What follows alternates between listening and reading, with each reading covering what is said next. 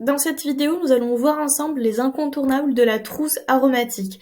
Donc, lorsqu'on veut se confectionner notre propre trousse aromatique, on pourra donc choisir plusieurs huiles essentielles.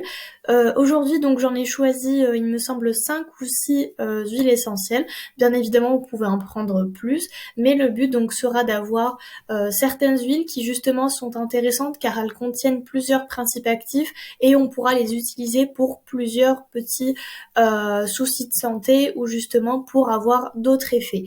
Donc on pourra combiner ces différentes huiles pour améliorer l'efficacité des principes actifs ou alors d'utiliser donc une huile pour plusieurs utilisations.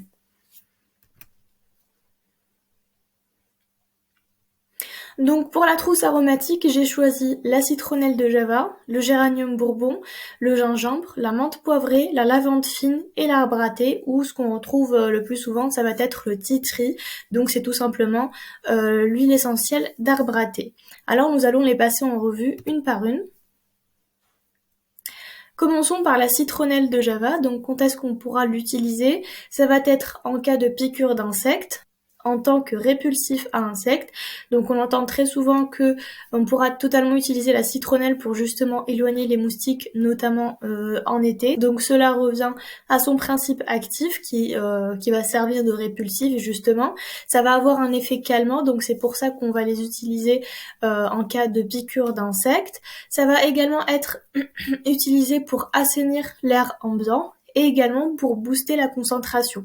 Donc en ce qui concerne les piqûres et les répulsifs, donc ça sera directement en utilisation cutanée. Par contre, pour assainir l'air ambiant ou pour booster la concentration, donc là ça va être utilisé soit par inhalation ou alors par diffusion atmosphérique. Le mieux, ça sera toujours de passer par la diffusion atmosphérique, donc grâce à un diffuseur qui va permettre d'utiliser donc l'huile essentielle pendant 1 heure à peu près et pour assainir justement l'air ambiant.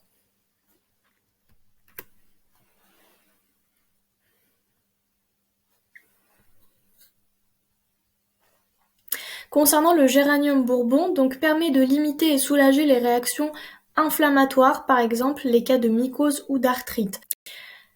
Il a également des propriétés anti-rides, anti-acnéiques et cicatrisantes. Donc là également, ça va être une application cutanée. Donc avec un dosage un peu plus faible, on pourra totalement l'ajouter donc à notre routine. Donc ça sera également par application cutanée. On pourra soit faire des massages, notamment pour les cicatrices, ou alors donc l'effet anti-rides et l'anti-acnéique. Ça sera un peu dans la routine beauté de la personne, donc à l'ajouter dans sa petite trousse. Il va également aider à la relaxation. Donc soit on va l'utiliser grâce à un diffuseur, soit on pourra l'utiliser par exemple pour se masser un peu les tempes ou alors le haut du front. Donc ça pourra servir pour détendre la personne. Et également donc il pourra aussi servir en répulsif, donc tout comme la citronnelle. La lavande fine a un effet antispasmodique et décontractante musculaire, cicatrisante et régénératrice cutanée, apaisante et anti-inflammatoire. Elle est également hypotensive, calmante et équilibrante du système nerveux. Donc pour le côté hypotensive, calmante et équilibrante du système nerveux, ça sera souvent utilisé par voie orale. Donc à voir dans le fichier PDF comment l'utiliser et avec quelle autre huile ou plante l'associer. Elle pourra donc également être apaisante et anti-inflammatoire, donc soit ça pourra être via des massages, donc via application cutanée, ou alors via une prise orale. Pour le côté cicatrisante et régénératrice, donc là nous allons faire appel aux antioxydants qui sont contenus à l'intérieur de cette huile essentielle et également donc pour tout ce qui est antispasmodique et décontractante musculaire, donc soit ça va passer par la voie orale, notamment pour l'antispasmodique, ou alors donc avec une application cutanée, notamment pour des massages pour la décontraction musculaire.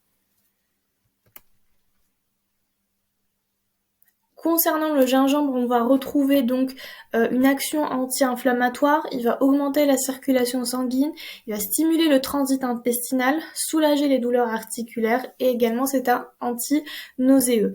Donc pour l'augmentation donc de la circulation sanguine, pour l'effet anti-inflammatoire pour le transit intestinal, ça va être via donc la prise orale. Donc également, on va toujours diluer soit avec une autre plante, soit avec d'autres huiles végétales. Pour soulager les douleurs articulaires, donc ça va être soit avec des massages, soit avec des cataplasmes avec d'autres plantes. Et pour l'antinauséeux, donc on pourra tout simplement mettre une petite goutte d'huile essentielle sous notre langue et laisser donc diffuser ça petit à petit. On aura donc les nausées qui vont disparaître au fur et à mesure. Pour la menthe poivrée, donc elle pourra soulager les troubles digestifs, donc ça sera totalement possible de l'associer avec le gingembre par exemple. Elle va réduire la fatigue, elle va lutter contre les infections bactériennes, donc par exemple on pourra l'utiliser avec la citronnelle. Elle est également mieux relaxante, donc notamment pour les crampes menstruelles. Donc pour les femmes qui souffrent de règles douloureuses, il serait intéressant de se masser le bas-ventre ou alors donc le haut du bassin avec la menthe poivrée, donc avec des massages circulaires. Ça va permettre d'absorber petit à petit cette menthe poivrée et donc justement de calmer ces crampes. Pour l'huile essentielle d'arbre à thé, donc elle possède des propriétés antibactériennes, anti-infectieuses, antivirales et désinfectantes. Elle est immunostimulante, cicatrisante et assainissante. Donc vous voyez qu'elle a vraiment pas mal de propriétés. Pour la propriété donc anti-infectieuse, etc. et également pour l'immunostimulante, on pourra l'utiliser donc via la voie orale. Pour le côté, la propriété plutôt cicatrisante, donc ça sera plutôt par voie cutanée, donc on pourra totalement l'associer avec d'autres huiles qu'on a vues qui possèdent également cette propriété-là. Et pour donc la propriété assainissante, comme tout à l'heure, ça va être par diffusion atmosphérique, donc via un diffuseur, on dépose quelques gouttes et ça va justement assainir l'air ambiant.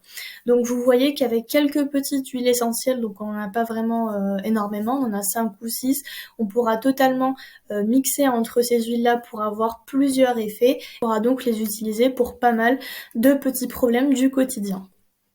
Donc le but, ça sera vraiment de connaître l'utilisation de chaque huile et à quelle quantité exacte. Donc toujours sur le fichier PDF, vous allez retrouver les tableaux ou alors les petites listes qui contiennent justement l'intérêt thérapeutique avec l'huile ou la plante à utiliser et à quel dosage.